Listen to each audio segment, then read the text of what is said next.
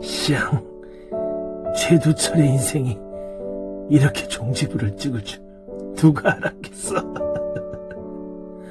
왜 나를 최대한 고통스럽게 죽이라고 의뢰를 받았나? 그래서 이렇게 묶어둔 거야? 그래, 좋아. 그런데 어떤 새끼야? 인천 놈들이 시킨 거야? 아니면 다른 놈? 최두철의 말에 사내는 대답하지 않았다. 그럼에도 최두철은 계속해서 말을 하고 있었다. 이렇게라도 하지 않는다면 도저히 견딜 수가 없을 것 같아서였다.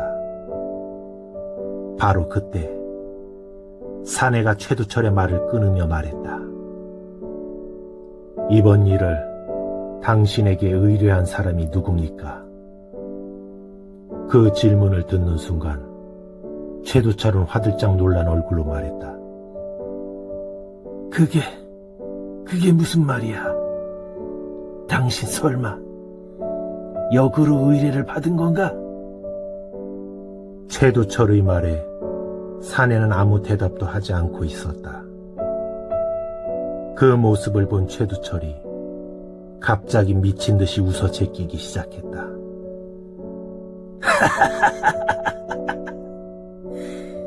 이런 씨발, 의뢰를 양쪽에서 받았다는 거야.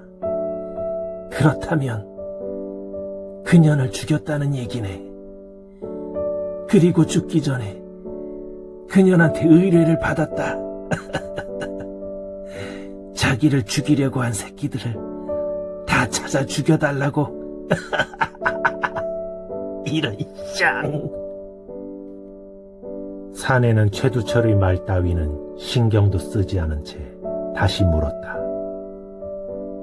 당신한테 의뢰한 사람이 누굽니까? 그 말을 들은 최두철은 한 모금의 가래침을 바닥에 뱉으며 말했다.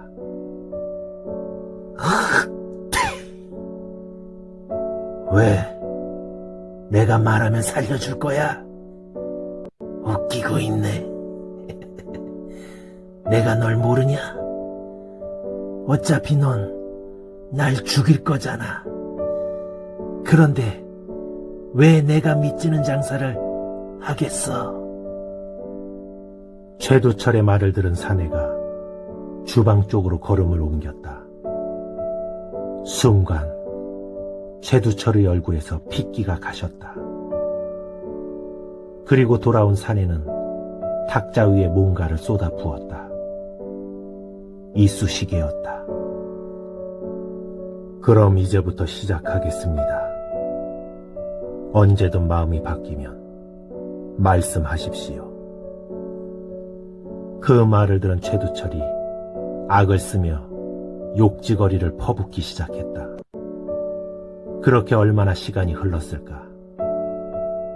최두철의 악담은 입술 사이로 핏방울이 맺혀 있었다. 그리고 최두철의 10손가락 손톱 사이엔 20개의 이쑤시개가 깊숙이 박혀 있었다.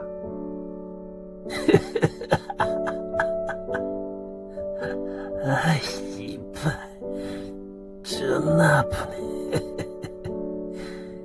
난 왜 예전에 이런 걸 생각하지 못했을까? 이렇게 아픈 걸. 잠시 최두철을 바라보던 사내가 낮은 목소리로 말했다.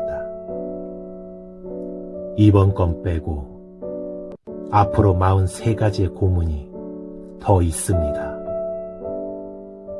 그동안의 경험상 최대한 버틴 자가 7번째까지였습니다. 결국은 입을 여실 겁니다. 그 말을 들은 최두철이 눈알을 부라리며 말했다. 족가고 있네. 어디 너 하고 싶은 대로 다 해봐. 이 개새끼야. 잠시 최두철을 바라보던 사내가 마음의 결정이 선 듯 천천히 최두철에게 다가갔다. 그 모습을 본 최두철이 얼굴에서 하얗게 핏기가 가시고 있었다. 최두철의 코앞에 이른 사내는 잠시 최두철의 눈을 바라보다가 그의 귀에 대고 뭔가를 속삭였다. 그리고 그 말을 듣고 있는 최두철의 표정이 점점 무겁게 가라앉고 있었다. 말을 끝낸 사내는 다시 천천히 뒤로 물러서고 있었다. 그런 사내를 최두철은 어이가 없다는 표정으로 바라보고 있었다. 둘 사이에 한참 동안 침묵이 흘렀다. 누구도 입을 열지 않았다. 그렇게 얼마나 시간이 흘렀을까? 최두철이 사내를 보며 말했다. 어이, 담배 있나? 아니지. 담배 안 피지. 내 안주머니 담배가 있는데. 한풀 누그러진 목소리였다. 사내는 최두철의 안주머니에서 담배를 꺼내 물며 불을 붙였다. 그리고 그것을 최두철의 입에 물려주었다. 최두철은 담배 한 모금을 깊게 빨아들인 후 신음 같은 소리를 내며 하얀 연기를 내뿜었다. 최두철은 그렇게 뭔가를 생각하는 듯 했다. 그리고 마음의 결정이 선 듯 사내를 보며 말했다. 시장, 더럽게 꼬였군. 최민곤, 월드신문사 편집국장. 나도 거기까지밖에 몰라. 나 역시 심부름꾼이니까. 만약 지금 한 말이 사실이 아니라면 당신의 사내의 말을 최두철이 자르며 말했다. 짱, 그놈의 레퍼토리. 걱정하지 마. 나 역시 자식 새끼 때문에 눈깔 뒤집힌 놈하곤 더 이상 엮이고 싶은 생각 없으니까. 씨발, 인생 족같구만. 사내는 더 이상 말하지 않았다. 대신 천천히 최두철이 등 뒤로 발걸음을 옮기기 시작했다. 순간 최두철이 물고 있던 담배꽁초가 심하게 떨렸다. 곧이어 최두철도 뭔가를 예감한 듯 두 눈을 감았다. 젠장.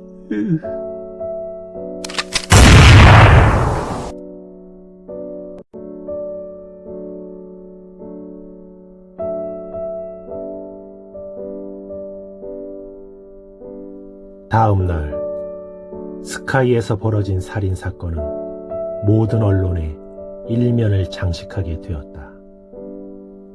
언론사들은 너나 할 것 없이 스카이에서 벌어진 살인사건을 조직 간 암투로 몰아가고 있었다. 물론 검경 역시 수사 방향은 언론사와 별반 다르지 않았다. 하지만 수사가 진행되면 될수록 스카이 살인사건은 큰 벽에 부딪히고 있었다. 그게 무슨 개소리야? 배후 조직을 찾을 수가 없다니. 죄송합니다, 청장님. 그것이 아무리 탐문을 하고 조져봐도 배우를 찾을 수가 없습니다. 조직 간의 암투가 아닐지도 모르겠습니다.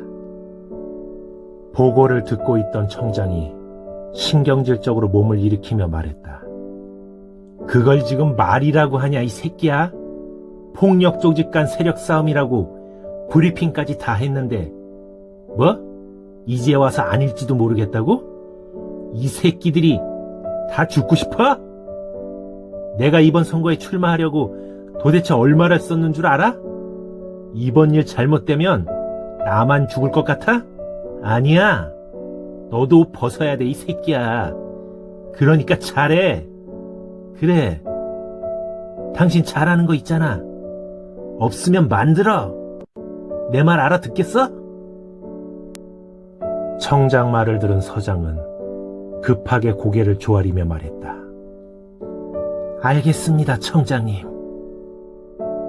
서장이 급히 청장실을 나가려 할 때 서장을 부르는 청장의 목소리가 들려왔다.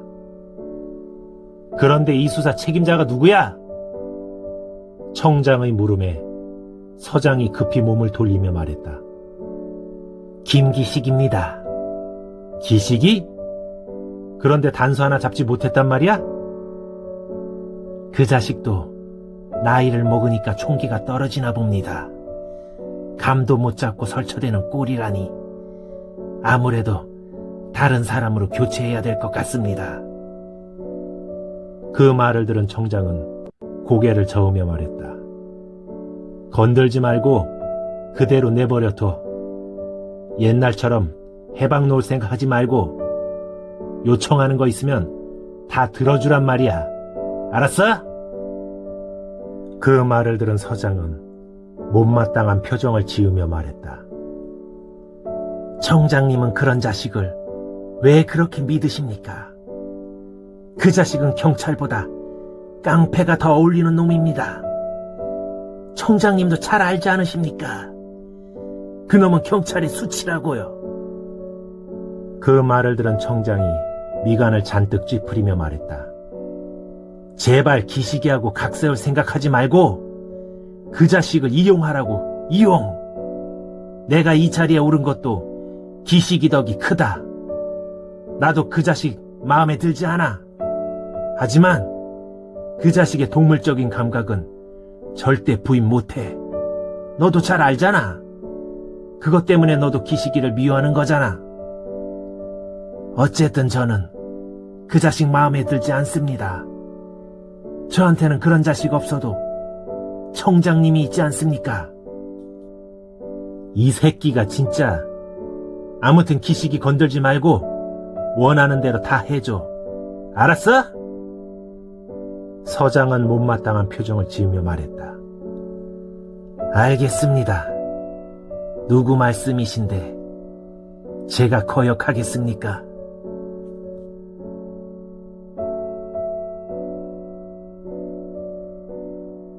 한편 윤영사로부터 보고를 받고 있던 김 반장은 습관처럼 손톱을 물어뜯고 있었다. 그러니까 밝혀진 게 아무것도 없다는 말이잖아. 뭐 그렇다고 할 수 있죠. 생존자도 없고 목격자도 아무도 없으니까. 시장 저도 죽겠습니다, 반장님.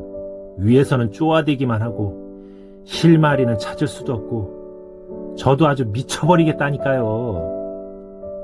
윤영사의 말을 듣고 있던 김 반장은 갑자기 무슨 생각이 났는지 윤영사를 보며 물었다. 아, 내가 찾아보라고 한 사람이 있지. 김만수요? 그래, 어떻게 됐어? 찾았어? 그 인간도 사라졌습니다. 죽은 것 같아? 그건 아닌 것 같고요. 사건 일어난 다음 날부터 출근하지 않았답니다. 그리고 보름쯤 지난 후에 자기 물건 가지러 왔다 갔다고 하던데요. 어디로 갔는지 모르고 그 뒤론 연락도 안 된답니다. 번호도 바꿨더라고요. 그런데 반장님이 보시기엔 이자가 이번 사건과 관계가 있어 보이십니까? 아니, 이자는 내가 좀 아는데 그럴 위인은 못 돼. 이 친구 전라도 말을 쓰던데 고향이 어딘지 좀 알아봐. 그럴 줄 알고 알아봤습니다. 해남 땅끝이던데요. 해남? 네, 화원이라고 하던데요. 화원? 잠시 생각에 잠겨있던 김 반장이 몸을 일으키며 말했다. 나 좀 다녀올 테니까 내가 아까 말한 거 있지? 그것 좀 알아보고 있어. 그 말을 들은 윤영사가 화들짝 놀라며 말했다. 지금 해남까지 가시겠다는 건 아니시죠? 그자가 거기 있을지 없을지도 모르는데 무턱대고 간다고요? 차라리 그쪽에 도움을 요청하시죠. 그게 직접 가시는 것보다 빠를 겁니다. 김 반장은 윤영사의 말엔 대꾸도 하지 않은 채 걸음을 옮기기 시작했다. 다녀올 테니까 무슨 일 있으면 연락해. 윤영사는 고개를 내저으며 말했다. 아, 네. 누구 말씀이신데요?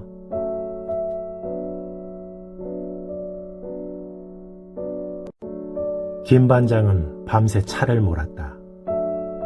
해남에 도착했을 때는 이미 동이 트기 시작하고 있었다.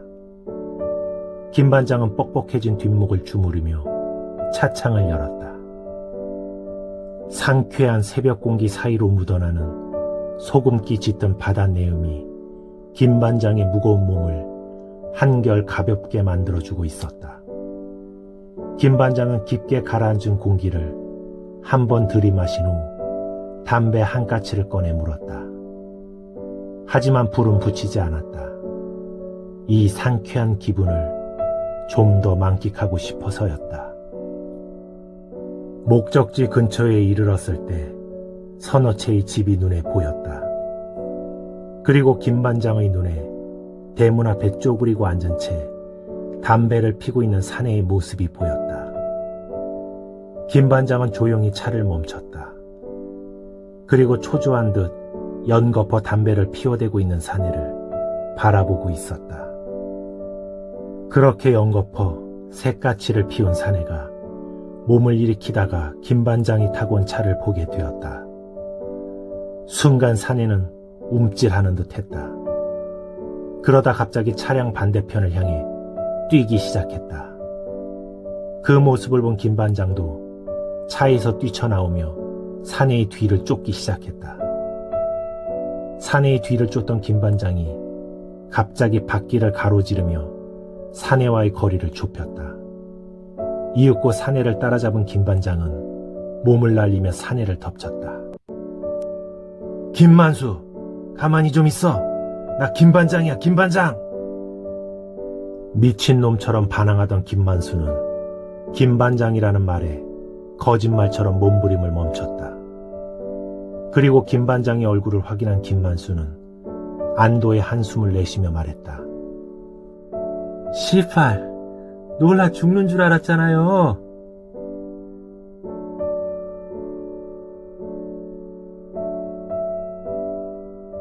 나란히 앉아있던 김만수가 담배를 꺼내 물자 김 반장이 라이터를 꺼내 불을 붙여주었다. 그리고 김 반장도 담배 한 까치를 꺼내 물었다. 그렇게 두 사람은 담배 한 까치를 온전히 피우는 동안 아무도 입을 열지 않았다. 담배를 비벼 끄던 김만수가 먼저 입을 열었다. 스카이, 그것 때문에 오신 거죠? 김 반장도 담배를 비벼 끄며 말했다. 내가 이렇게 찾아올 정도면 상대도 어느 정도 눈치를 채지 않았을까? 그 말을 들은 김만수의 얼굴에 두려움이 묻어나고 있었다. 또다시 담배에 불을 붙이던 김만수가 조심스럽게 입을 열었다. 샹, 꼬여도 더럽게 꼬였단께요. 난 그냥 지나갔을 뿐인데. 한 번 슬쩍 던진 말에 김만수가 걸려들고 있었다. 드디어 실마리를 찾을 수 있을 것 같았다. 이런 식으로는 절대 해결되지 않는다는 거 알지? 언제까지 숨어 지낼 순 없잖아. 내가 최대한 도와줄 테니까 말해봐. 도대체 그자가 누구며 그날 무슨 일이 일어났는지. 잠시 망설이던 김만수가 김 반장의 얼굴을 보며 천천히 입을 열었다. 전 그냥 퇴근하는 길에 그자가 스카이로 들어가는 걸 우연히 봤을 뿐입니다. 아이씨, 그때 아는 척을 하는 게 아니었는데, 아이씨. 그자가 누군데? 그자에 대해서는 저도 잘 모릅니다. 그저 회장님도 함부로 대하지 못하는 자라는 것뿐. 회장님도 그자에 대해선 잘 모르는 것 같았습니다. 그런데 왜 그자의 짓이라고 생각하지? 김만수는 그자가 범인이라고 말한 적이 없었다. 하지만 김 반장의 질문에 김만수는 아무렇지도 않게 대답했다. 제가 그 사내를 알고 지낸 지가 한 10년쯤 됐습니다. 한 가지 확실한 건 그 사내는 절대 그 시간에 스카이를 찾지 않는다는 사실입니다. 그 사내가 스카이를 찾는 시간은 정확히 10시 40분. 10년을 겪어봤지만 단 한 번도 틀린 적이 없었습니다. 제 기억으로는 1분, 아니 1초도 틀리지 않습니다. 그 정도로 철저한 사람이었죠.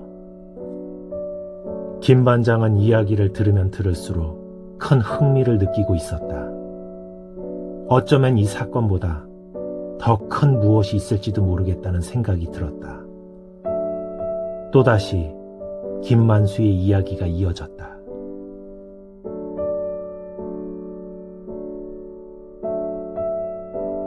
김 반장은 돌아오는 내내 김만수의 말을 떠올리고 있었다. 그자가 처음으로 스카이를 찾았을 때였을 겁니다. 입구에서 시비가 벌어졌는데 혼자서 덩치가 산만한 아들을 아주 묵사발을 내버렸단께요. 그것도 9명을 혼자서. 그때 알아봤습니다요. 그자가 보통 사람이 아니라는 걸. 김 반장은 길게 한숨을 내쉬며 까치 둥지가 된 머리를 긁적이며 말했다. 최두철도 그자에 대해선 아는 게 하나도 없었다 이거지. 최두철답지 않군. 그렇다면 알고 지내는 청부업자의 가능성이 높은데, 그렇다고 혼자서 이런 일을 벌린다는 건 말도 안 돼. 그렇다면 또 다른 누군가가 있다는 말인데, 어쨌든 이자부터 찾는 게 우선일 것 같군. 김 반장이 이런저런 생각을 하고 있을 때 전화벨이 울렸다. 그래, 윤영사. 무슨 일이야?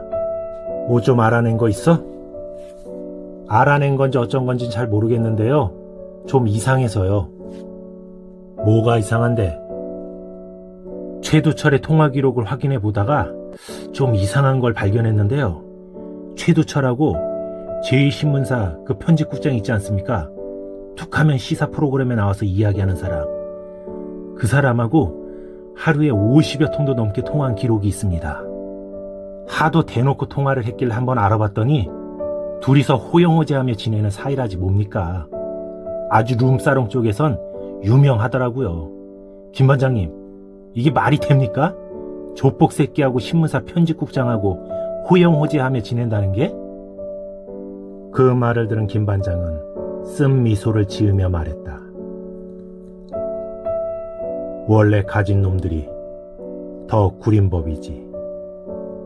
그건 그렇고 내가 대충 신상차기 하나 보낼 테니까 사건 당일 6시 전후로 현장에서 반경 10km까지 있는 모든 CCTV를 확보해서 판독해봐. 그리고 내가 문자로 날짜 보낼 테니까 그것은 10시 40분 전후로 몽땅 확인해. 그래서 겹치는 게 있으면 자동차건 사람이건 다 찾아내고. 알았지? 네? 그걸 절더러 하라고요? 아니, 제가 놀고 먹는 사람처럼 보이세요? 저도요. 하지만 윤영사의 말은 더 이상 이어지지 못했다. 한 군데 더 들렸다 올라가면 내일쯤 도착할 거야. 부탁해. 반장님! 전화기를 신경질적으로 내려놓은 윤영사는 자신의 머리를 쥐어뜯으며 말했다. 아이씨, 오늘 집사람이 술상 차려놓는다고 일찍 들어오라고 했는데 아이 짜증나. 윤영사는 그렇게 말하면서도 판독실을 향하고 있었다. 그래도 튀어나오는 욕지거리는 어쩔 수 없는 듯했다. 젠장 빨리 때려치던지 해야지. 어휴.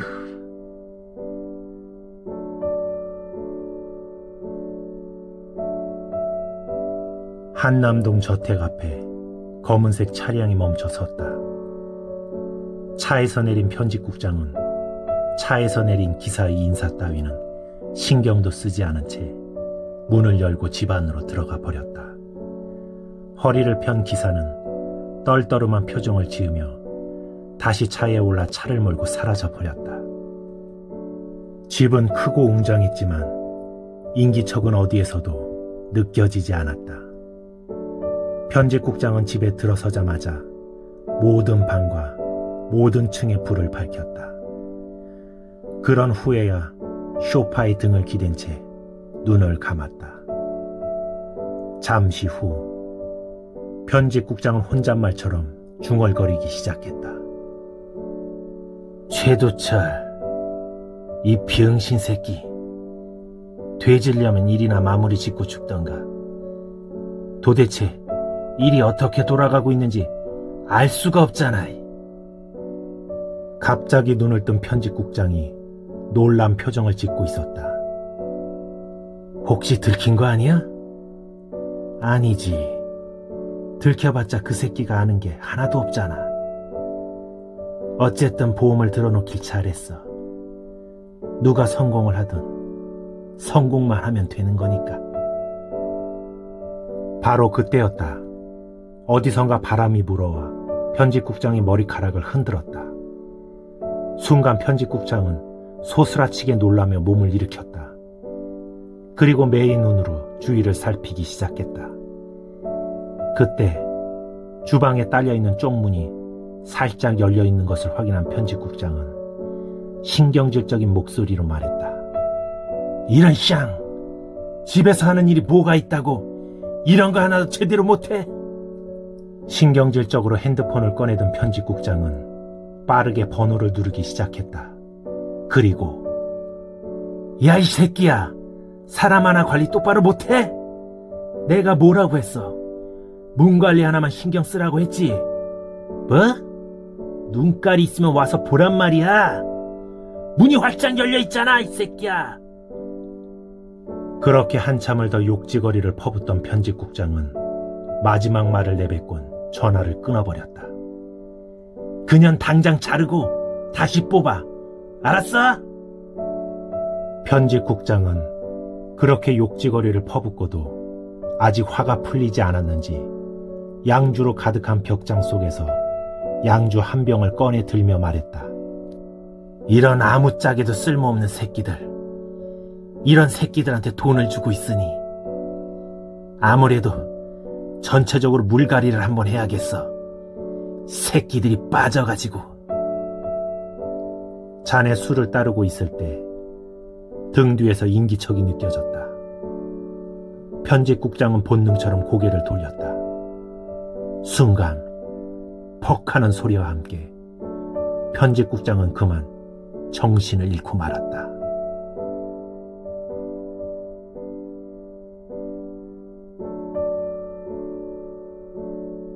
편집국장이 눈을 떴을 때 주위는 온통 어둠뿐이었다. 그리고 자신이 작은 상자 안에 갇혀 있다는 사실을 알게 되었다. 더구나 그곳이 관속이라는 사실을 깨닫는 순간 극심한 공포에 휩싸이고 말았다. 살려주세요. 밖에 아무도 없습니까? 돈이 필요하다면 얼마든지 드릴 테니까 제발 꺼내주세요. 밖에 아무도 없어요. 그렇게 또 얼마나 시간이 흘렀을까. 편집국장은 사정도 하고 악다구니도 써보았지만 아무런 소용이 없었다. 정말 자신이 관에 갇혀 산채로 땅에 묻힌 게 아닐까 하는 생각이 들자 발작은 극에 달했다. 야, 이 개새끼들아! 나 돈 많아! 내가 원하는 대로 다 줄 테니까 제발 살려줘. 야, 이 개새끼들아. 말 좀 해. 말 좀 하라고. 제발 날 좀 꺼내줘. 꺼내달라고. 도대체 며칠, 아니 몇 주, 몇 달이 흘렀는지 알 수 없었다. 이미 관속은 편집국장이 쏟아낸 오물들로 질퍽했다. 악취로 숨조차 쉬기 힘들었지만 그것보다도 죽음에 대한 공포가 더 참기 힘들었다. 더구나 전날 마신 술 때문이었을까. 편집국장은 정신을 차린 지 얼마 지나지 않아 관속에 누운 자세 그대로 설사를 쏟아내기 시작했다. 그 악취와 불쾌감보다 밀려오는 무력감에 결국 편집국장은 어린아이처럼 꺼이꺼이 소리를 내며 울음을 터뜨리고 말았다. 그렇게 또다시 얼마나 시간이 흘렀을까. 삶에 대한 작은 희망마저 포기했을 무렵 어디선가 소리가 들려왔다. 그 소리에 잠을 깬 편집국장은 그 소리가 자신이 누워있는 관 위에서 흙을 파내는 소리라는 것을 알게 되었다. 순간 죽을 힘을 다해 소리를 치기 시작했다. 여기야! 여기라고! 여기에 묻혀있다고! 드디어 자신을 구하러 온 거라고 편집국장은 생각했다. 범인이 잡혔고 그자의 자백에 따라 자신을 구하러 온 거라 그는 믿고 있었다. 야, 이 개새끼들아! 빨리 꺼내라고! 나 죽을 것 같다! 죽을 것 같다고! 그렇게 얼마나 시간이 흘렀을까. 관틈 사이로 햇살이 스며들고 있었다. 그 모습을 본 편집국장은 미친놈처럼 웃음을 터뜨리고 있었다. 빨리 꺼내줘! 빨리 꺼내라고, 이 개새끼들아!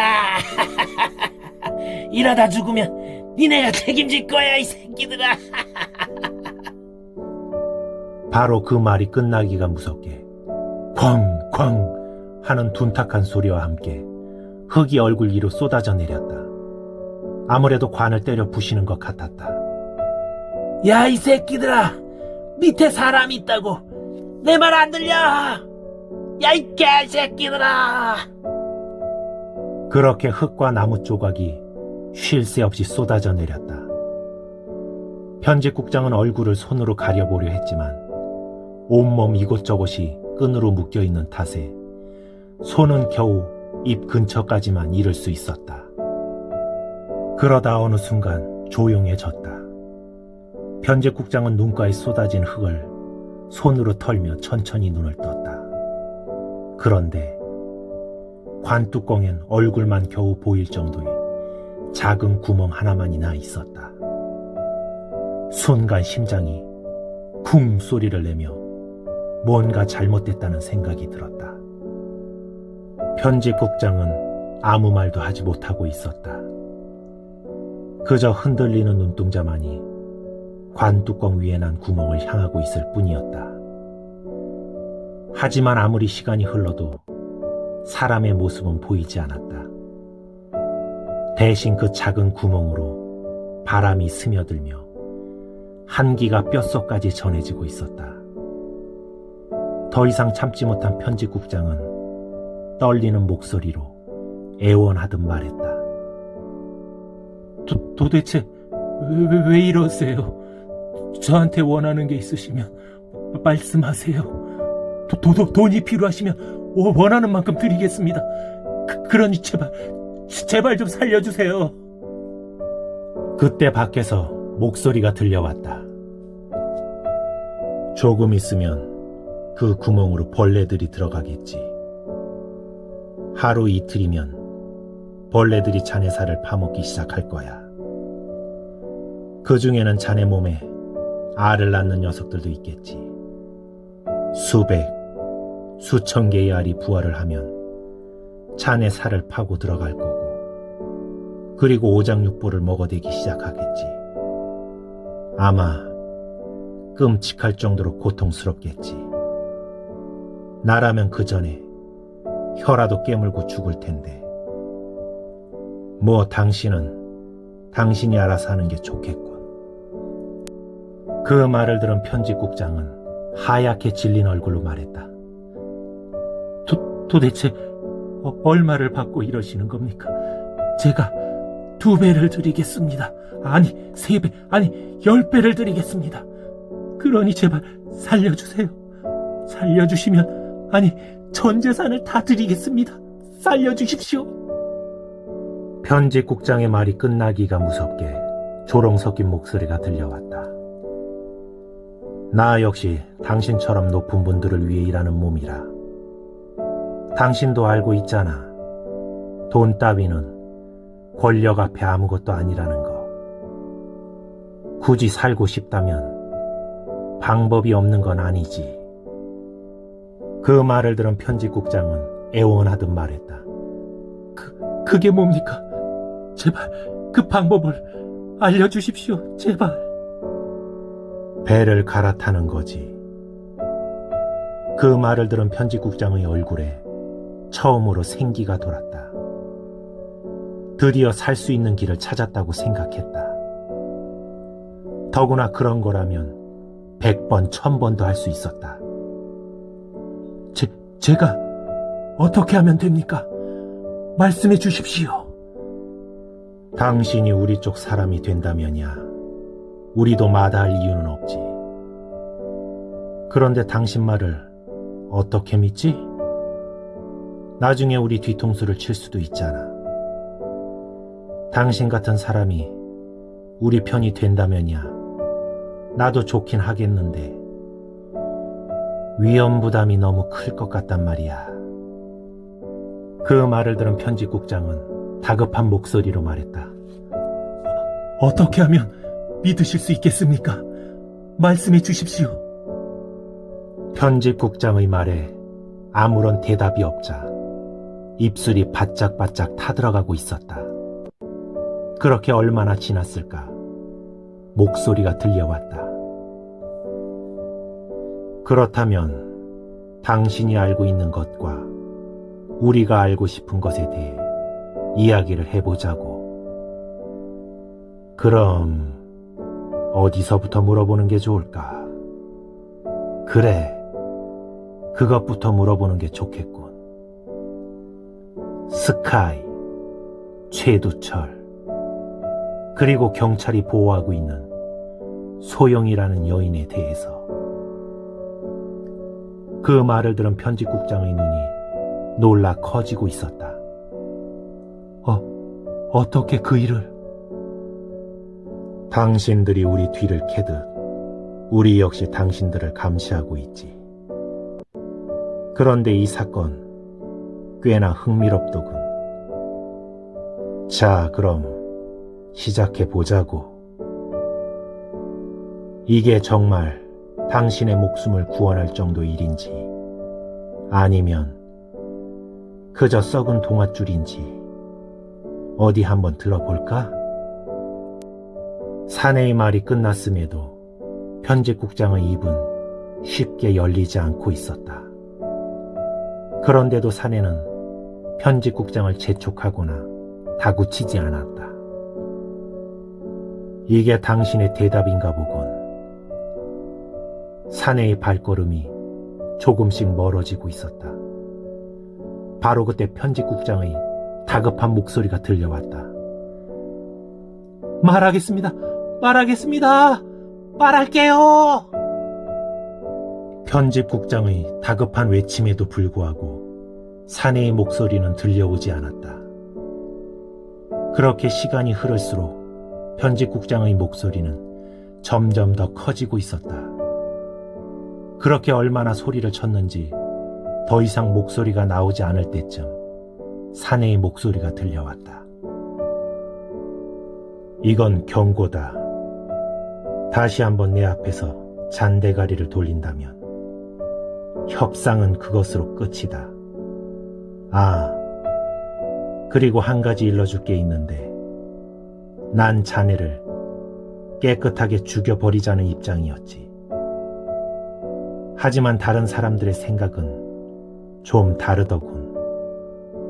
자네를 꽤나 쓸모있는 인간이라고 생각하더군. 하지만 그건 협상이 잘 됐을 때 일이다.